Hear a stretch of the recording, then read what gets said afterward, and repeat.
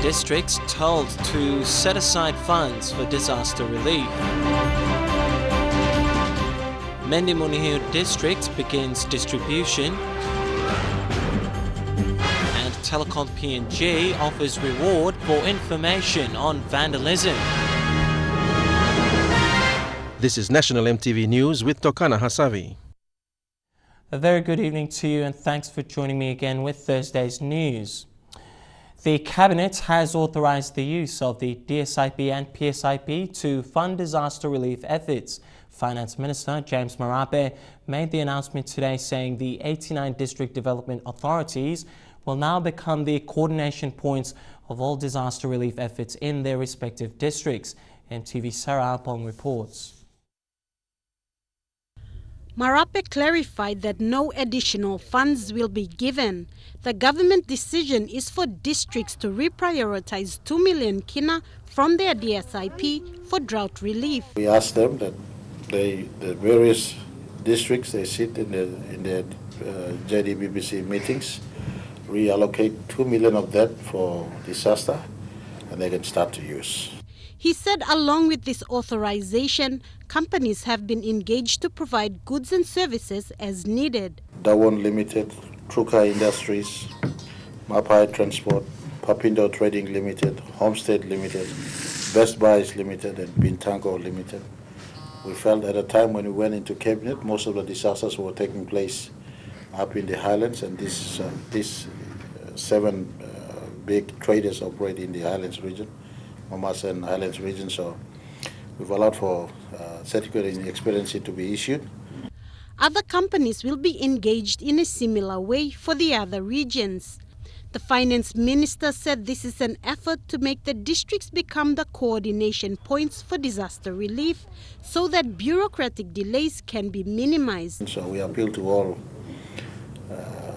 government agencies, and especially all people who want to donate assistance to cover in the disaster relief program. We appeal to all to the reference point for all of them is the various district offices we have throughout the country.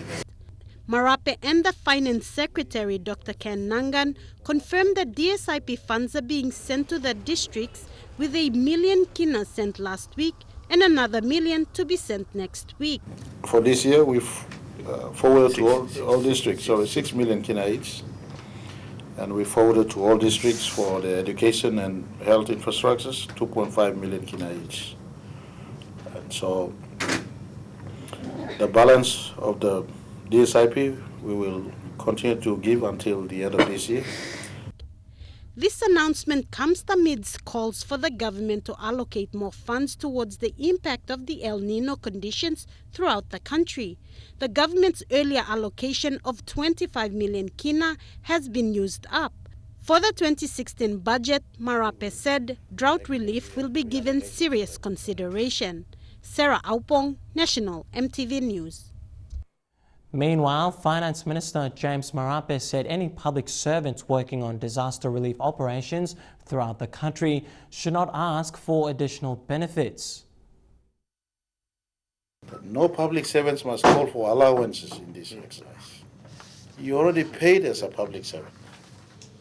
You already paid as public servants. So no allowances, no whatsoever. You use your time and effort and resources in the district to support our people. Mendi Munhiu District commenced its last leg of relief supplies yesterday. District Chief Executive James Mbaye says the relief supplies has taught the district administration many lessons among its challenges. MTV's Jack Lapava Jr. with this report.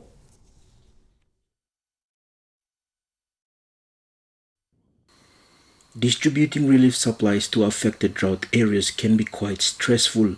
Yesterday, the Mendi Munhiu District disaster team traveled to Map village in the Currents LLG to distribute supplies.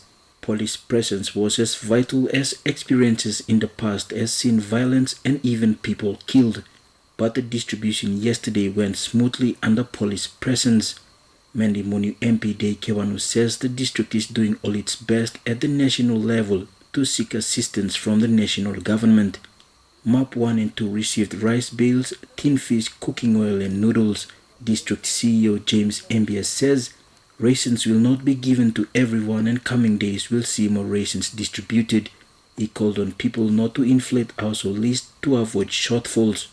Earlier the day, the district visited schools in town to supply cotton biscuits. 1,000 cartons of biscuit. We share it among the institutions we have in Mendi town and the primary schools. We couldn't supply all our schools. The Community Health Workers Training Center has also been hit hard with high prices of goods during the dry spell. And we use more money for food, and it will strain a little bit our budget. Kalan Education Center also received 10 cartons, including Mosup, Tende and Kumin primary schools. District you got hard long ogara little pikinini go also more man long place. One can also me save him logara also me blaga think like you so just to show him also me blaga district karma him the whole district then me blaga no think the pikinini lo school. Other schools in town will be given their share, including relief rations for the Live Valley LLG. Jack Lepave Jr., National EMTV News.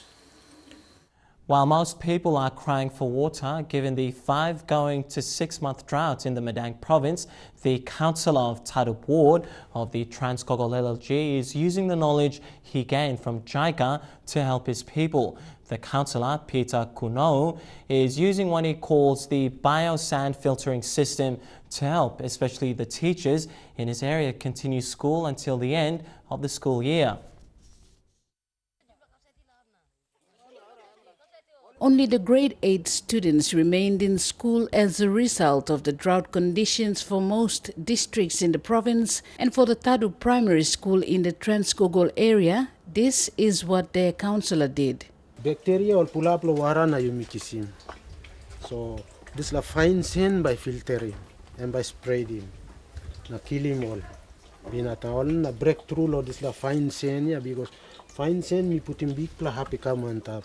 Kuno says he's tested his project using 10 liters of water from what's left of the rivers, and the test has proven positive. Time mi put him come go lo bio sand filtering. And reducing me go down long 27 pla binatang tasol. Only come outside. Long good pla kilin pla waraya na me drink. So system where me looking also me cut him down plenty binatang. So what's the trick? The main tool that Peter uses is just sand, all laid in layers from little rocks to the thickest and finest sand, no machines whatsoever. Strain him, put him all good, dry him, shake him, waste come long, states belonging all fine sand. Now you may filter him, no cement na kamanta. So this la wara you may filter him and can start na coal go through na you may drink because I'm cement here. The councillor believes that the sand filter can give clean water regardless of where it's been fetched. You can kiss him dirty water, barret water long ma but you can filter him and come up quality water na you may drink. The Tadup Primary School teachers very much appreciate the councillor's initiative and effort to keep them going, but say there are 11 of them struggling to get water from only 2 biosand filters. I mean, at least help him long. Me play walk about na drink yet na go, but I mean 2 box that's all. We need 11 boxes for each teachers. Moreover, these biosand filters take more than 4 hours to filter just 10 liters of water. By taking time to drop na by filter him in up long, maybe 4 hours I take him for 10 liters. With that, I can pull up na me can drink na make him walk. The councillor says he's done several submissions for help to the government for water, but nothing has eventuated as yet. Rachel Shise, National EMTV News, Madang. Well, Telikom PNG had its cable sabotaged early this morning at Badili here in Port Moresby. This is the 4th incident of sabotage in the past 6 weeks. The company is taking this latest string of damaging of its assets seriously, offering a reward of 30,000 kina to anyone who provides information to the capture and successful prosecution of the sabotage. More than 600 meters of copper cables and fiber optic lines between the Ella Beach and Barocco exchanges were damaged. Telikom is working on restoring all services. Telikom PNG is seeing an increase in the systematic sabotage of its main fiber network within NCD. Earlier this morning, fuel was poured into the main Telikom pit at Badili before it was set alight. This damaged all fiber and copper links running through the pit, affecting all internet, data and voice services. Somebody just lit a fire and just threw it into the manhole here, so that's what caused all the cables to be burned. Passerby noticed that this morning and had our team alerted, and we got down here to see if we could restore services. So there have been 4 separate cases of sabotage in the last 6 weeks, affecting services to Telikom's business clients and residential customers. The company is taking the matter seriously, offering a reward of 30,000 kina to anyone who provides information to the capture and successful prosecution of the saboteurs and their sponsors. Well, basically today's damage has affected all internet, voice and data services. So you can say the whole country has been affected by this vandalized activity early this morning. It's not, yeah. We've got customers calling in saying that PBX lines are down, so they can't make local calls. All calls to the mobile networks and even overseas calls has been affected. Telikom PNG is also reminding the PNG public that Telikom PNG is a public company that belongs to the country's taxpayers, and everyone should make it their responsibility to report any suspicious activity around Telikom assets.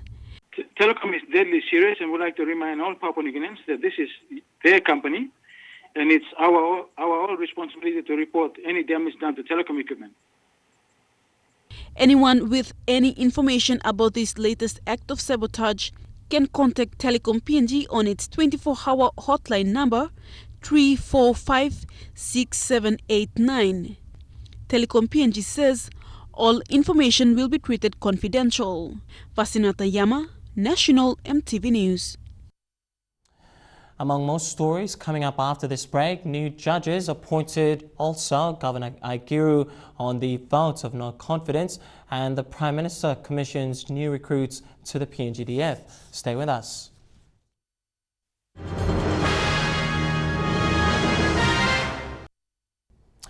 Good to have you back with National EMTV News. Well, 6 new judges have been appointed to the National and Supreme Courts. The Judicial and Legal Services Commission made the appointments in September this year. Of the 6, 1 was a renewal of appointment of the Honourable Justice Terence Higgins. The other 5 acting judges are Thomas Anis, Danajo Koiget, Daniel Eliosi, Ravunama Auka and Mark Papauka. The appointments bring the total number of judges serving in the High Courts to 43. The acting judges are expected to be sworn in later this year. The power play for a possible vote of no confidence may be imminent as Parliament sits on the 27th of this month. But Hela Governor Anderson Agiru sees no cracks in the current ruling coalition. With 20 years in politics, he is committed to his party, the People's United Assembly. 20 years I've been in this business, but I don't see cracks at the moment. There's a lot of talk. There are small splinter groups, I'm aware, but I think I have yet to go to Parliament and meet up with coalition party leaders and understand what's happening in the Parliament House. I've just come back and haven't moved out much, so other than what I've said, I can't tell you anything else. Hela Governor Anderson Agiru is committed to building the human resource of Hela Province. Today, he presented school fee subsidies for Hela students studying in tertiary institutions in the country. The Hela provincial government has been subsidizing school fees for its tertiary students for the past 3 years. Mr. Agiru held a news conference on various issues after a long absence due to health reasons. His immediate concern was the development of Hela's human resource. He demonstrated his support by presenting school fees subsidy to Hela students studying in tertiary institutions. This year has been a difficult year for Hela, as well as the country. But education is an important area of development. No Hela student must suffer the educational desires as a result of inability to pay their school fees. 100,000 kina was given to the University of Papua New Guinea and the University of Technology, while Pacific Adventist University, Divinewood University, University of Goroka and Institute of Business Studies all received 40,000 kina. He says the provincial government was not able to facilitate this earlier due to shortfalls in internal revenue, but was able to do now. Hela Province, though home to the LNG project, has not seen much tangible development, but Agiru believes empowering the human resource of Hela will move the province forward. Mickey Cavera, National EMTV News. Prime Minister Peter O'Neill commissioned 28 Defence Force Cadets officers at Egam Barracks Inlet today. During his speech, Prime Minister O'Neill vowed to improve the state of the PNGDF's retirement benefits, housing scheme and ensure the growth of the force. He blamed successive governments for the ailing state of the PNGDF and says it's not going to be a quick fix. MTV's Bethany Harriman has this report. The Prime Minister, Peter O'Neill, was at Lays Egam Army Barracks this morning for the second Defence Force commissioning. 28 cadet officers became second lieutenants today after 18 months of training at the PNGDF Academy. We also know that governments have not always taken care of our disciplined forces. We know that many governments have continued to ignore your needs. During his speech, Prime Minister Peter O'Neill blamed successive governments for the neglect of an essential disciplinary force that provides national security. As I have done in the past. In his speech, he said the government wants to see the realization of the PNG Defence Force retirement benefits. A benefits review and new law will be passed by Parliament in the next sitting. The Defence Force Retirement Benefits Funds Review Act. I give you my commitment today that the benefits due to each and every serviceman will be reviewed and the new act will be passed in the coming session of Parliament. Papua New Guinea will need high-level military participation when the country hosts the Africa, Caribbean and Pacific Leaders Summit and the FIFA Women's Under-20 World Cup in 2016. In 2017, the Rugby League World Cup and the APEC Leaders Meeting in 2018. Today, the 28 Papua New Guinea Defence Force officer cadets we've been following have graduated in front of the Prime Minister, Peter O'Neill. It comes as the national government continues to beef up the capacity of the Papua New Guinea Defence Force. Prime Minister Peter O'Neill also made promises today that the government will improve the infrastructure of the PNGDF. Bethany Harriman, National EMTV News, Leh. The Japanese government has invested in the reconstruction of the Tale Bridge, an important link for the people of SAC local level government in Wapenamanda, Enga. Japanese ambassador to PNG, Morio Matsumoto, and Wapenamanda MP, Rembek Pato, signed a grant contract today to officiate the reconstruction.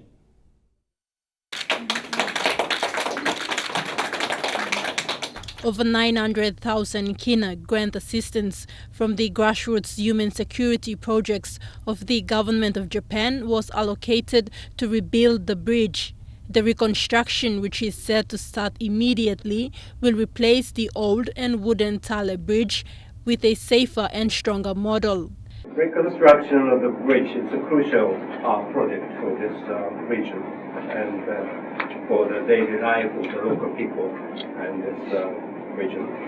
The investment is seen as a continuation of a long-lasting friendship between the people of Japan and PNG.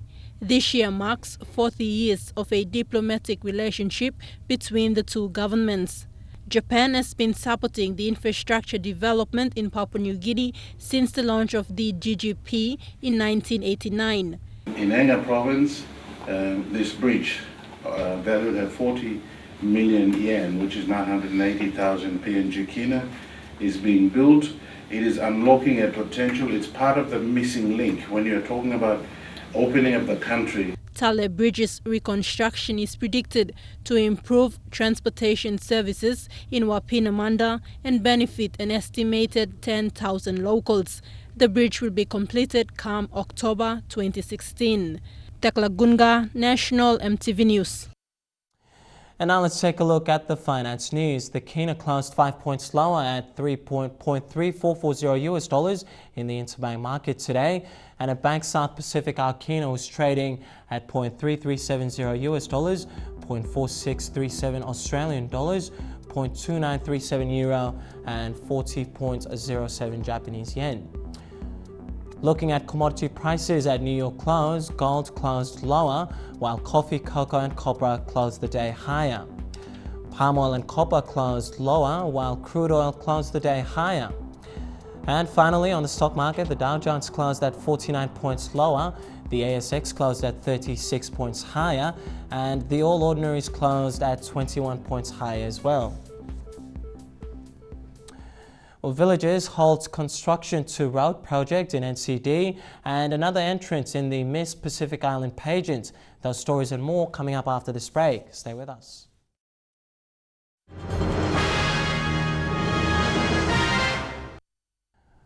Welcome back to National EMTV News. The Motu Koita people of Hanuabada and Gabi villages are angry at NCDC for removing their burial site.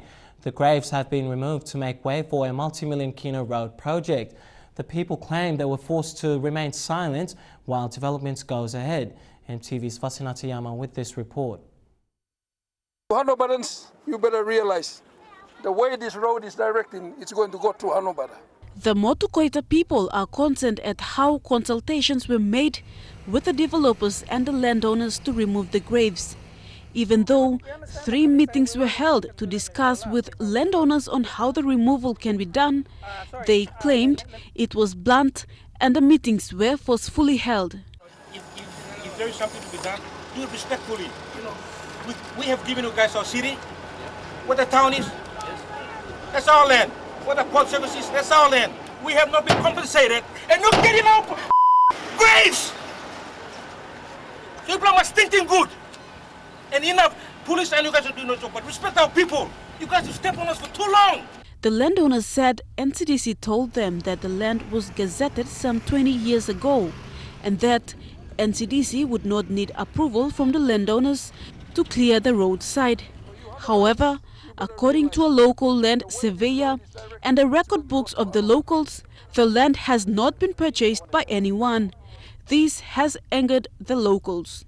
And that Bako still been disrespectful to our people. We're gonna throw stones at it. Tell him to stop. Enough, police, please. You guys have done enough damage to our people. Look at our village. Millions and millions and millions are made on our land every day. No prime minister, no governor, nobody cares about us. Last week, when MTV interviewed the families of those whom the graves have been dug, they said they willingly gave up their burial land for fear of being removed by force. 80+ graves have already been removed and reburied. However, now the locals said the exercise is disrespectful to the dead and are worried of its aftermath. Imagine just 1,000 kina, a pair body, the body to be taken to 9 Mile. And 9 Mile is a foreign land where we're not supposed to go there. The locals are requesting NCD Governor Powis Pakop and the developers to meet them. Meanwhile, the construction work and the removing of graves is on hold until a dialogue is made. Vasinata Yama, National EMTV News. Well, police will recommence criminal investigations into the Hanuabada shootings that claimed the lives of 2 men in January this year. Members of the police investigation team met with families of the two deceased this afternoon at the village and agreed to restart investigations. Police are advising eyewitnesses to come forward freely with statements and evidence. Senior members of the police force met with families of the late Nicholas Rarua and Toka Gaudi, who were shot and killed in January this year. The suspected shooters were members of the police reserve unit. Acting Director Crimes, Moses Ipsagi, told families of the two deceased that a fresh investigation will be carried out. He says they have 1 month to carry out this new investigation. The lead investigator appealed to eyewitnesses to come forward freely for an interview. We will re-interview all the witnesses in the fight, plus any additional witnesses that were not identified and were not interviewed earlier. We would talk to every one of them. The relatives of the two deceased are satisfied and agreed for police to enter the community. NCD Metropolitan Superintendent Ben Turi says after the shooting, the big village was a no-go zone for police. However, police will now start regular patrols whilst the investigation commences. We understand for 9 months there was no police presence in the village, not only this place but all throughout. After this, we want all over the people to allow police to come into Anwabada. 3 days after the shooting in January, then Police Commissioner Jeffrey Vaki announced that an investigation will be carried out and the suspects will be dealt with legally. However, the outcome of the first investigation was poor and police claimed that eyewitnesses were not cooperating. After 9 months now, a new investigation will be carried out with a new investigating team. The new team is hopeful that arrest will be made before Christmas. Quinten Alomp, National EMTV News. The Pacific Balanced Fund has jumped on board to support the Pacific Islands pageant. The company has sponsored a contestant, Abigail Havora, as Miss Pacific Balanced Fund. Among its purposes, the pageant also aims to garner exposure for Pacific nations, bringing publicity to the region and its many tourist attractions. 24-year-old Abigail Havora is Miss Pacific Balanced Fund. The young lass from a mixed parentage of Gulf and Central provinces is a strong contender in the Miss Pacific Islands pageant PNG. Abigail holds a bachelor's degree in science from the University of Papua New Guinea and is currently employed by Oil Search Limited under its graduate development program in the engineering section. Today, I'm here as Miss Pacific Balanced Fund. I thank them for the opportunity to represent such a prestigious investment fund and its investors. I'm also humbled by the trust PBF has in enabling me to pursue a cause which I believe will contribute to nation building. Vice President of the Pageant Committee, Molly O'Rourke, thanked the sponsor, Pacific Balanced Fund, for its support in helping to assist empower young women through education. Sponsors like MTSL or Pacific Balanced Fund have shown a true spirit of collaboration to empower young women. We believe that education, as we know, is the key to success.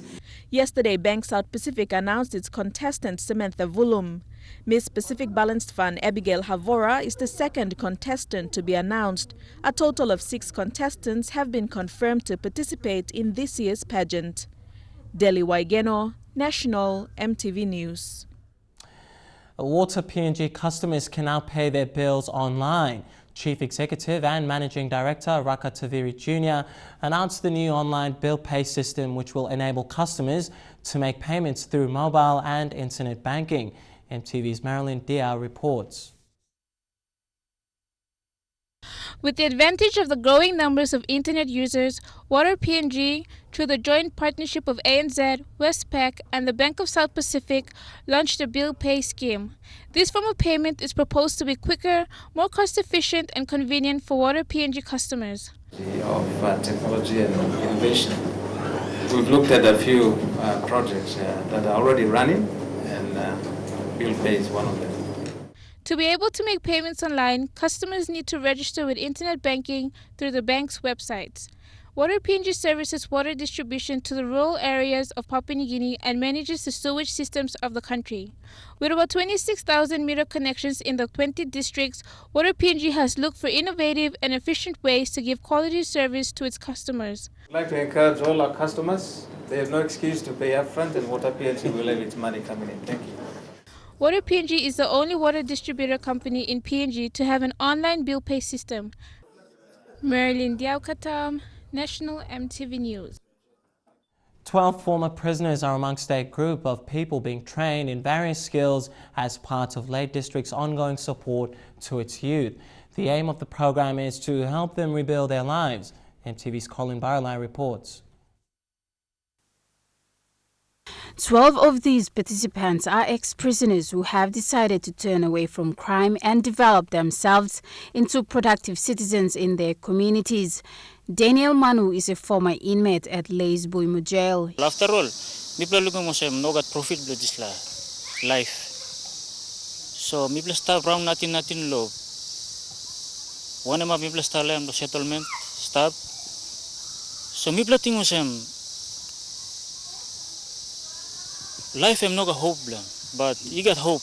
He has realized the challenges communities face with law and order problems. Exodus Project Management's Noah Ariku has been helping the Leyte District with youth trainings. They've been sentenced for robbery, for murder, for serious offenses. Now they've decided to change their life, change their mindset and contribute positively to the country.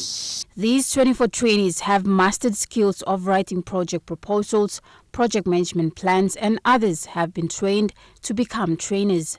Some have come out clear on how they find these trainings useful for them as well as for their communities. We will actually create a conducive environment for economic activity in Leyte District.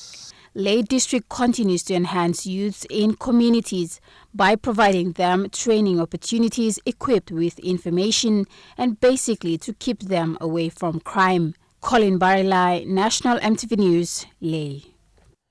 Turning to news in the region, Solomon Islands Prime Minister Manasseh Sogavare has lost 7 of his ministers after they resigned from their portfolios yesterday. They are the Deputy Prime Minister Douglas Ete, Dr. Derek Sikua, Ishmael Avui, Bodo Detke, Comins Mewa, Augustine Oga and Andrew Manipura A. Deputy Prime Minister Ete cited Sogavare using government funds to purchase properties in Honiara as the reason for his resignation. But Sogavare says the properties were purchased through a bank loan with ANZ. Ete then said he didn't like Sogavare's leadership style. Delhi also from Sogavare's office confirmed the ministerial resignations. 7 government MPs have resigned from the Democratic Coalition for Change government led by Prime Minister Manasseh Sogavare, and they have tendered their resignation to the Governor-General. 6 of them tendered their resignation to the Governor-General yesterday, whilst the former Deputy Prime Minister resigned on Sunday night, and he did tender his resignation to the Governor-General. The former Deputy Prime Minister on his resignation insinuated that Prime Minister Manasseh Sogavare used ROC funds to buy a $1.5 million property in Honiara. That's why, he decided to leave. But then after the Prime Minister clarified the payment of the properties in Parliament, saying that he obtained a loan from the ANZ Bank, and he changed the reason for his departure, saying that it was the leadership style of Prime Minister Sogavare that forced them to leave the government. Melanesian boxers will take the ring in the first Melanesian fight in Fiji. I'll bring you details of that story, plus NSL and media pool. That's in Trukai Sports after this break.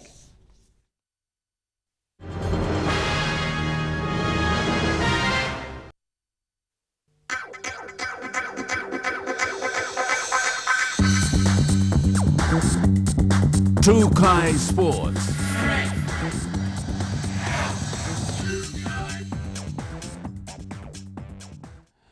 Thanks for joining me with Trukai Sports. Papua New Guinea boxers will travel to Fiji to take part in the inaugural Melanesian fight. The fight will also feature boxers from the Solomon Islands and Vanuatu. It is set to take place in March next year. MTV's Elijah Levitt has more. The Melanesian fight is an idea that came about during the Pacific Games when all regional boxing presidents were in the country. PNG boxing president John Avira said it is a way to help strengthen ties between Melanesian countries.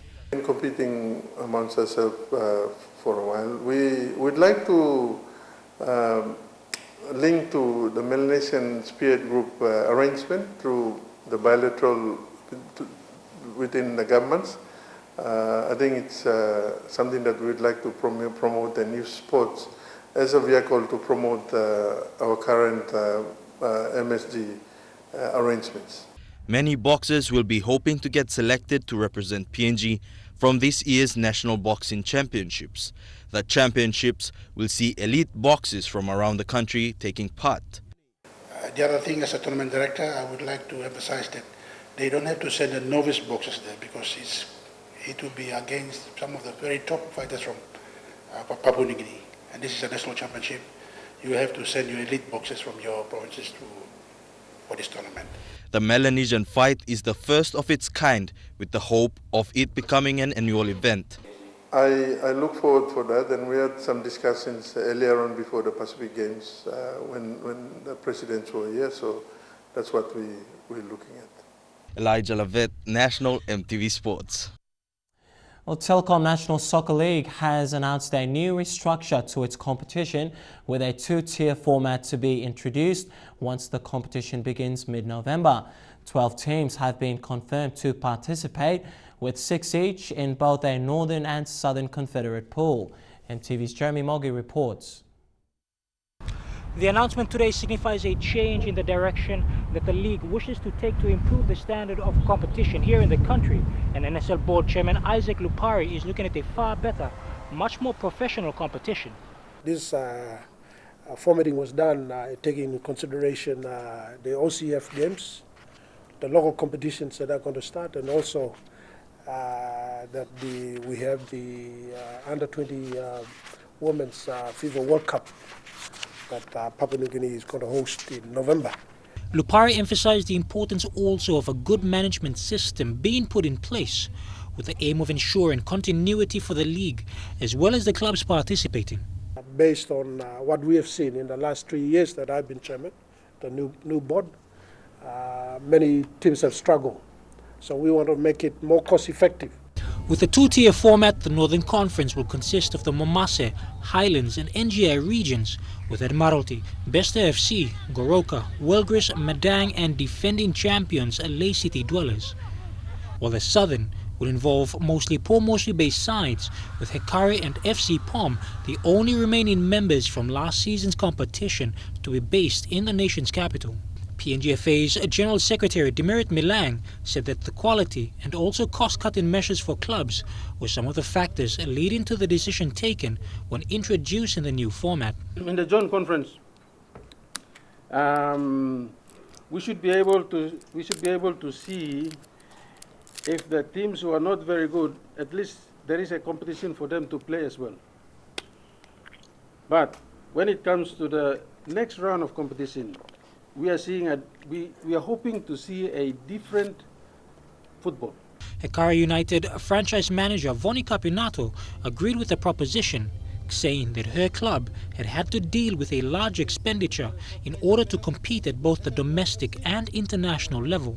The board will at a later date meet with all the franchise clubs to discuss the competition guidelines and expectations, and those announcements are expected over the coming days leading into the start of the NSL.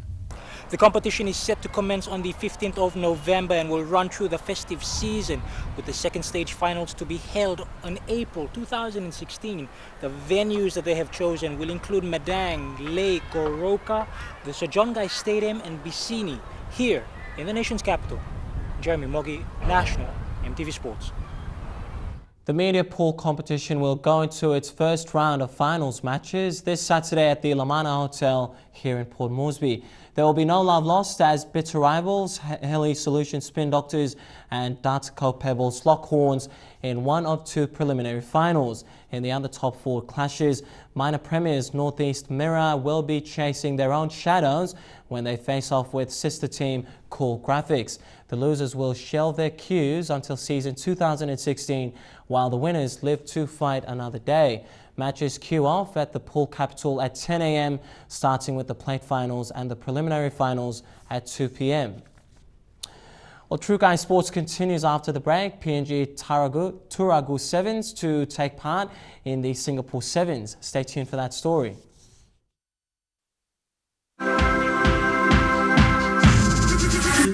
True Guy Sports.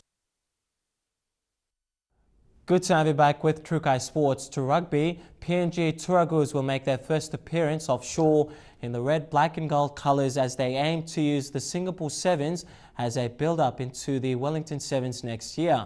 The Turagus feature renowned and familiar faces in the likes of Arthur Clement, Henry Kalua, and the man who recently captained the Pukpuks to victory in the Oceania Rugby Cup, Tisa Kautu. MTV's Lorraine Genia was over at the Sir Hubert Murray Stadium earlier today for the team announcement. Now, the team was announced today at the Sir Hubert Murray Stadium here in Port Moresby. The team are decked out in their new gear. No unfamiliar faces to the team, with Tisa Kautu named to captain the team at the Singapore Sevens, which kicks off on the 31st of October. Table name me captain, mi amas lo lidio boys go lo Singapore, so ready lo chase the game. The 15-man squad consists of a number of Pukpuks players and fresh talent selected from the recent national provincial championships. Although young and inexperienced, Tessa is adamant that with the leadership of the Pukpuks, the boys will be able to adapt to the culture of the team. Leadership lo mi samlo nibla boys so bami try lead him lo encourage him lo go forward lo isla big national event come up.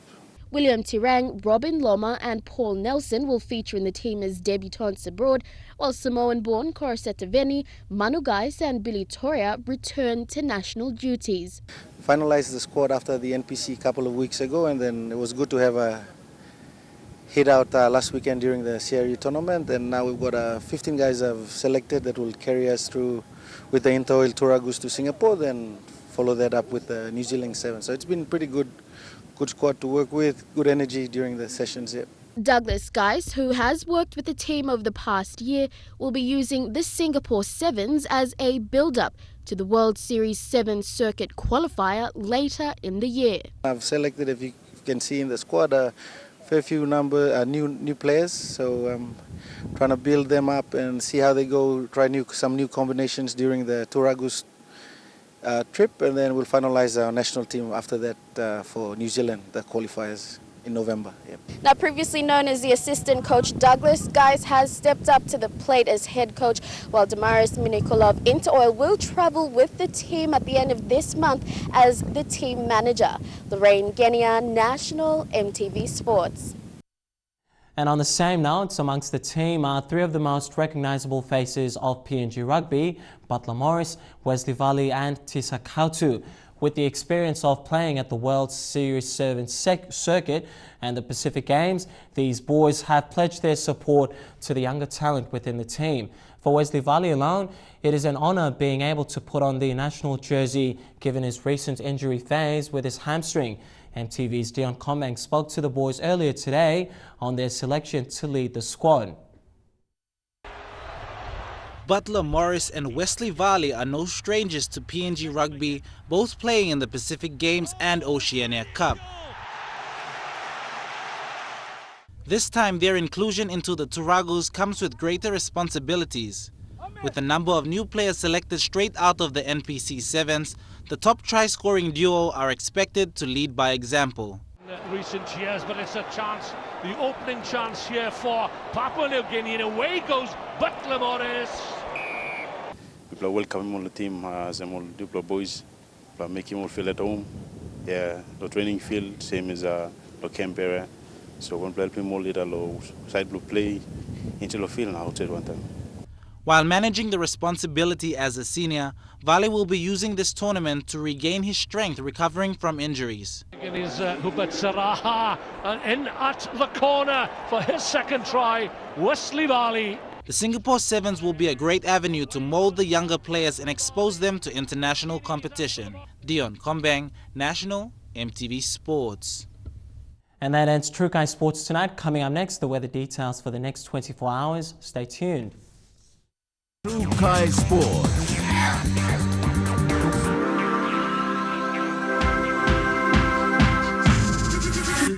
True Guy Sports.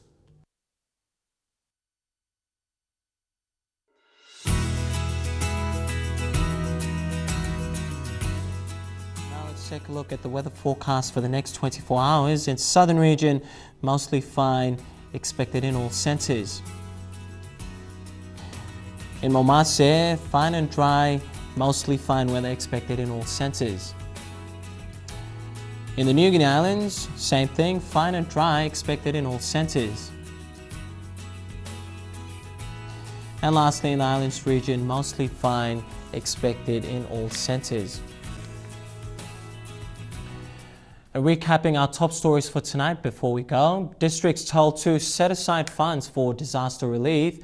Also, Mendi Munhiu District begins distribution and Telikom PNG offers reward for information on vandalism. Well, that's the way it is this Thursday, the 22nd of October 2015. From the news team, I'm Tokana Asavi Jr. Thanks for your company. You take care and stay happy. Good night.